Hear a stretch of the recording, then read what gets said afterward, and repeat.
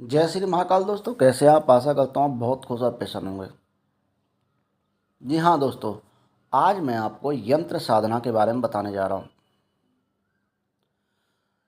बहुत लोगों ने पूछा कि क्या यंत्रों से भी हम साधना कर सकते हैं? क्या यंत्रों से भी हम किसी देवता का आशीर्वाद ले सकते हैं? क्या यंत्रों से भी हम अपना काम संभव कर सकते हैं बिना भजन के, बिना माला के, बिना साधना के? ये बिल्कुल सत्य है और 100% सत्य है कि यंत्रों के द्वारा भी आप अपना कार्य कर सकते हैं। यदि आपके पास टाइम नहीं है ध्यान करने का, साधना करने का, माला जाप करेंगे तो यंत्र के द्वारा अपनी इच्छा पूरी कर सकते हैं। पहले मैं आपको इसका कॉन्सेप्ट बता देता हूँ, उदाहरण देता हूँ। सपोज करिए आप, यंत्र की महिमा क्या है मैं बताता हूँ।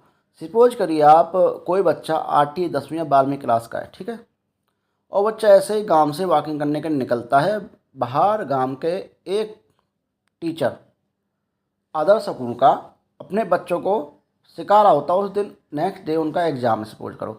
वो उनको इम्पोर्टेंट क्वेश्चन बताता है कि भाई इनको कर लेना तो आप पास हो जाओगे, मतलब 80% आ जाएंगे। तो बच्चा कान में पड़ता है, वो चुपचाप वहाँ 100% आएगा, बिना बुलाए बिना कुछ करे वो खिंचा चलाएगा कि भाई कल मेरा एग्जाम तो मैं भी देख लेता हूँ क्या क्या आने वाला है, इसी की तैयारी कर लूँगा। दूसरा उदाहरण, बहुत ही सर्दी का मौसम है, आप बाइक से जा रहे हो, कोई बंदा आग जला के बैठा, आप उसे जानते नहीं हो, कुछ नहीं, वो अग्नि है, यंत्र। तो आप चुपचाप खींचे चले जाएंगे, यार थोड़े हाथ में भी सेक लेता हूँ। वहाँ यंत्र क्या था? टीचर का कॉन्सेप्ट। या उदाहरण के लिए ऐसे ही मैं बताता हूँ कि जो देवता हैं वो यंत्रों में बांधित होते हैं, उनमें समाहित होते हैं। जो यंत्र है वो यज्ञ का काम कर रही है, जो उस बंदे के सर्दी के लिए काम कर रही थी यज्ञ, वो बंदा खिंचा चलाता है। ऐसे ही यंत्र उसी देवता, पर्टिकुलर अलग अलग देवता के अलग अलग यंत्र होते हैं, अलग अलग प्रकार के होते हैं, तंत्र के भी होते हैं, नॉर्मल भी होते हैं। तो वे वह देवता ये नहीं जानता कौन बंदा है क्या है, वो चुपचाप खिंचा चलाएगा आपके पास। तो यंत्र की महिमा ये है। यंत्र साधना में सबसे पहले आपको नहाना है, धोना है, उसके बाद कुछ नहीं, आपको कौन सा यंत्र किस देवता के लिए बनाओ उसके लिए कलम अलग अलग होती है, किस चीज़ की कलम होती है, कौन सी स्याही बनानी है, वो उस यंत्र के ऊपर, उस देवता के ऊपर डिपेंड करती है। मैक्सिमम में अनार की कमल का उपयोग होता है, स्याही कुमकुम, केसर, इन चीज़ों का उपयोग होता है। लेकिन डिपेंड ऑफ यू, आप किस देवता को आकर्षित करना चाहते हैं या आप अपना कौन सा कार्य करना चाहते हैं, करवाना चाहते हैं, उसके ऊपर डिपेंड होता है। जैसे कि लक्ष्मी के लिए आपने 15 का यंत्र सुना होगा। अच्छा, आपने कभी कभी देखा होगा दो त्रिकोण आपस में, बहुत जगह देखो आपने, जहाँ भी दुर्गा का कुछ चीज़ देखा होगा, देवी का देखा होगा, तो दो त्रिकोण एक दूसरे को क्रॉस करते हैं और उसके 6 कोने बन जाते हैं। क्यों भाई, ऐसा क्यों है? वो यंत्र है, उस प्रकार से हमारे संतों ने उस यंत्र की स्थापना इस प्रकार से की है कि दुर्गा माँ उसमें स्थापित हो जाए, खिंची चली आए। जैसे कि एक सर्दी मरता हुआ बंदा कुछ नहीं जानता, वो अग्नि की तरफ आके से होता है, ऐसे ही वो देवता अपने यंत्र की तरफ आके से होता है, वहाँ पे उसको आना ही है। यंत्र साधना डिपेंड ऑफ यू और आपके गुरु के ऊपर डिपेंड करती है, आप क्या चाहते हो, किसकी साधना करना चाहते हो, उसके हिसाब से की जाती है और इसमें कोई झमेला नहीं होता है।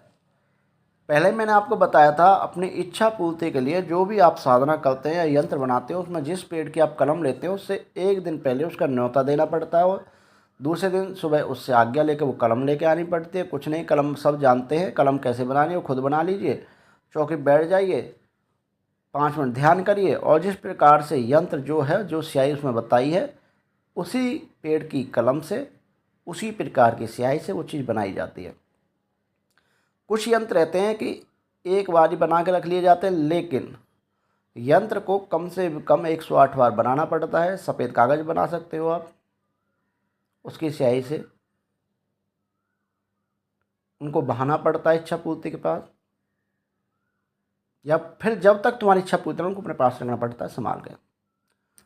यंत्र साधना बहुत ही सरल साधना है, उन लोगों के लिए जिनके पास टाइम नहीं है, जो मंत्र जाप नहीं कर सकते, साधना नहीं कर सकते। तो ये चीज़ मेरे किसी भाई ने पूछा था कि गुरुजी क्या ऐसा भी संभव है, बिना कुछ करे यंत्र के द्वारा किसी देवता के हम अपना कार्य करा सकते हैं? बिल्कुल करा सकते हैं। आशीर्वाद ले सकते हैं? बिल्कुल आशीर्वाद ले सकते हैं। कोई दुविधा दूर कर सकते हैं? बिल्कुल दूर कर सकते हो। बस आपके पास उपाय और विधि ठीक ठाक होनी चाहिए, कौन सी कलम, कौन सी स्याही, किस समय पे करना है। ये सब चीज़ें बहुत ही शुभ मुहूर्त में की जाती हैं, जिसमें गुरु पक्ष सबसे अच्छा रहता है। तो ये तो आपका गुरु ही बताएगा, या फिर आप ही पूछोगे। आप पूछ सकते हो आपकी इच्छा क्या है और कौन से यंत्र आपको यूज करना है और कैसे करना है, कौन सी कलम यूज करनी है, वो मैं आपको बता सकता हूँ आपकी इच्छा के अनुसार। हर आदमी की इच्छा अलग अलग होती है। किसी लिए गाड़ी घोड़ा चाहिए, किसी को मकान चाहिए, किसी को बच्चे की पढ़ाई चाहिए, किसी को अव्वल नंबर आना है, किसी को कुछ, किसी को कुछ। वो डिपेंड ऑफ यू है। बाकी हाँ, यंत्र के द्वारा आप अपनी इच्छा पूरी कर सकते हो, इसमें कहीं भी डाउट नहीं है। बाकी जय श्री महाकाल। खुश रहो, प्रसन्न रहो, और कोई भी दिक्कत हो, कोई परेशानी हो, प्लीज़ मेरे को आप DK9654 पर ईमेल कर सकते हैं, दिनेश वशिष्ठ।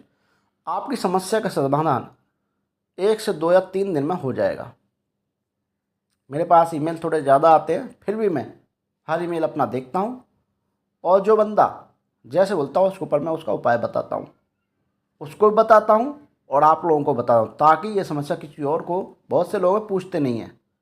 जैसे कोई बच्चा अपना पढ़ाई कर रहा है, उसे कुछ पूछना है लेकिन डर के मारे वो पूछता नहीं है, किसी भय के मारे नहीं पूछता, किसी अपनी इज्जत के मारे नहीं पूछता है।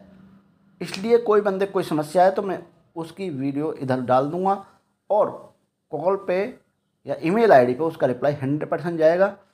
क्या करना है, कब करना है, कैसे करना है। बाकी आप सभी दिनेश वशिष्ठ परिवार खुश रहो, प्रसन्न रहो, तुम्हारा परिवार हमेशा प्रसन्न रहे, आप धनी धान्य से परिपूर्ण रहो। मेरे से जुड़े हो तो मैं चाहता हूँ आपके पास किसी चीज़ की कमी ना हो, आपके पास दुख भटकने भी नहीं। जय श्री महाकाल। कोई समस्या हो और कुछ चाहते हो तो बताइए। खुश रहो, प्रसन्न रहो। जय श्री महाकाल।